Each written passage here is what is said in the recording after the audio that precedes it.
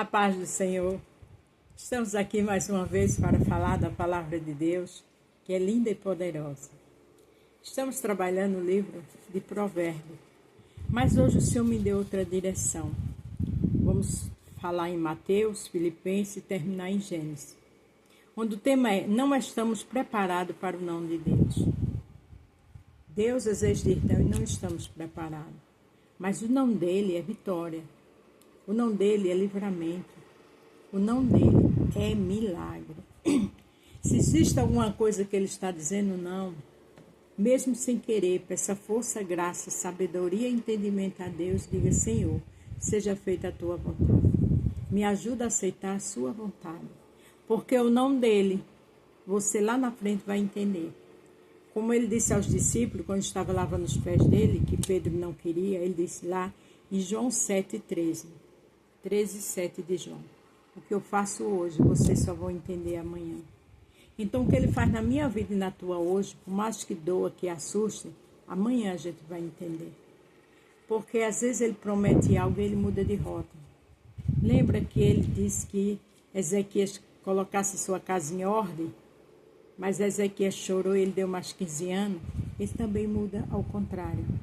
Porque ele sabe. Muitas vezes tem bênção para a gente em determinados lugares, mas as pessoas querem prender. As pessoas querem prejudicar. Aí ele muda a rota. Então, mesmo sem entender, lembre-se do tema: não estamos preparados para o não de Deus. Mas o não de Deus tem resposta. Se você vai ver pela manhã, bom dia. Se for à tarde, boa tarde. Se for à noite, boa noite. Mateus 26, 39 diz o seguinte: indo um pouco mais para diante, prostou-se sobre o seu rosto, orando e dizendo: meu Pai, se é possível, passa de mim este cálice. Todavia, não seja como eu quero, mas como tu queres. Isso aqui foi Jesus, quando estava sentindo as dores. Judas já estava vindo a caminho, ia começar o martírio dele, ia começar o sofrimento dele. Mas ele, até Jesus pediu para, se possível, passasse aquele cálice. Mas que fosse feita a vontade do Senhor, não a dele. Existe cálice, irmãos, que é difícil. Existe cálice que dói, mas é necessário passar. Então, o Senhor sabe trabalhar. O Senhor sabe fazer de uma forma linda e gloriosa. Cabe a mim e a você, sem entender, orar, louvar, exaltar, engrandecer o nome dele, dizer: Senhor, seja feita a tua vontade. Porque o que ele faz hoje, a gente só vai entender amanhã. Mas o próprio Jesus disse: se possível, passa de mim este cálice. Mas que não seja feita a minha vontade, mas a tua. Então, que na minha vida e na tua vida seja feita a vontade do Senhor, que é perfeita, que é agradável, que é maravilhosa.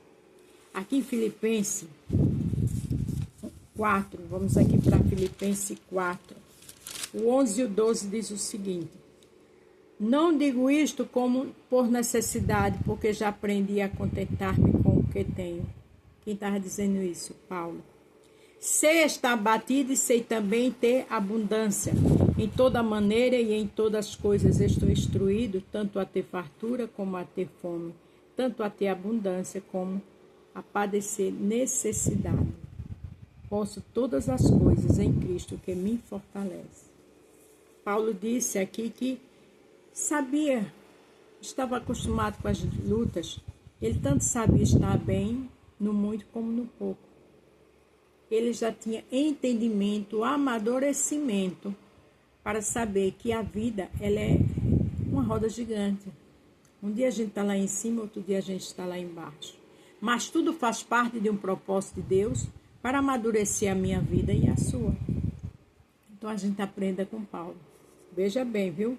Sei estar abatido e sei também ter abundância. Tanto ter pouco como muito. Estou instruído tanto a ter fartura como a ter fome. Tanto a ter abundância como a padecer necessidade. Ele estava instruído por quem? Por Jesus Cristo, que cuidava dele, protegia ele, ajudava ele, orientava ele. E olha que foi um homem de nome, que andou com as grandes autoridades da época. Mas a partir do momento que começou a servir a Jesus, muita coisa mudou.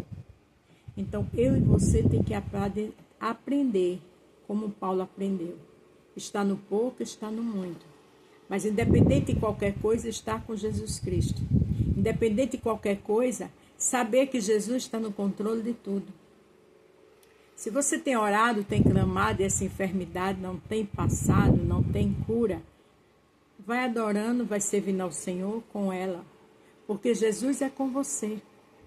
Paulo orou 3 vezes para que tirasse o espinho na carne. E o Senhor disse o quê? A minha graça te basta. Existem situações que a gente vai conviver com ela até a morte. Porque a graça do Senhor é o suficiente. E aquele espinho é para nos amadurecer. Aquele espinho é para não tirar a gente da presença dele, nem do seu propósito. Aquele espinho é para a gente não perder o foco. Então a graça dele é o suficiente.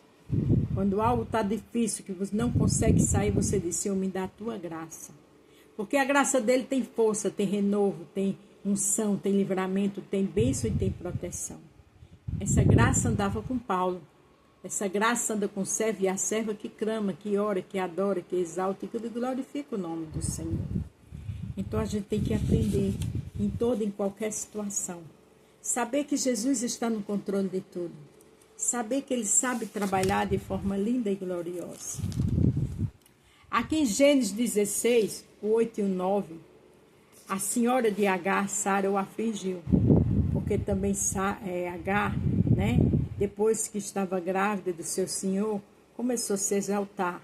Não teve consciência do seu lugar. Gênesis 16, o 8 e o 9.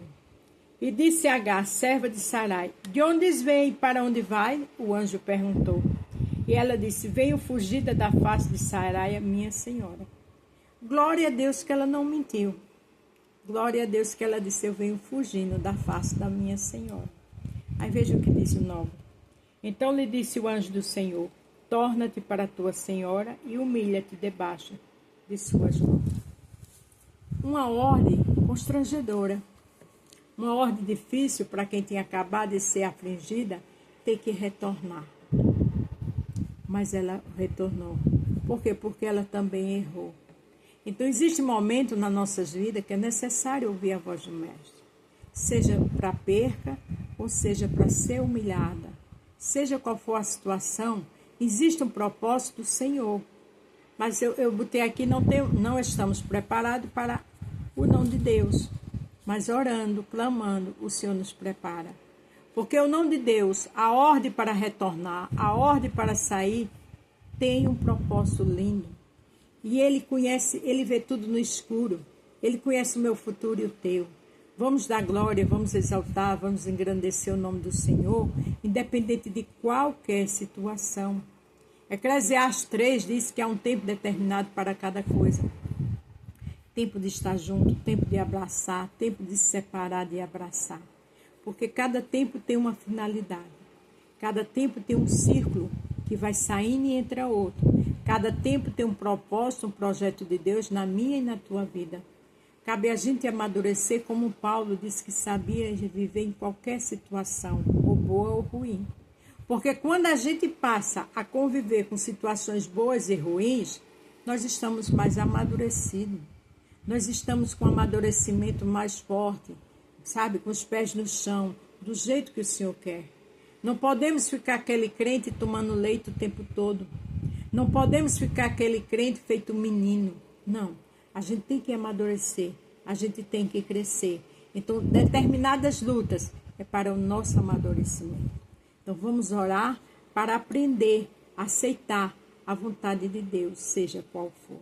Amém? A paz do Senhor, fique todos com Deus e até amanhã.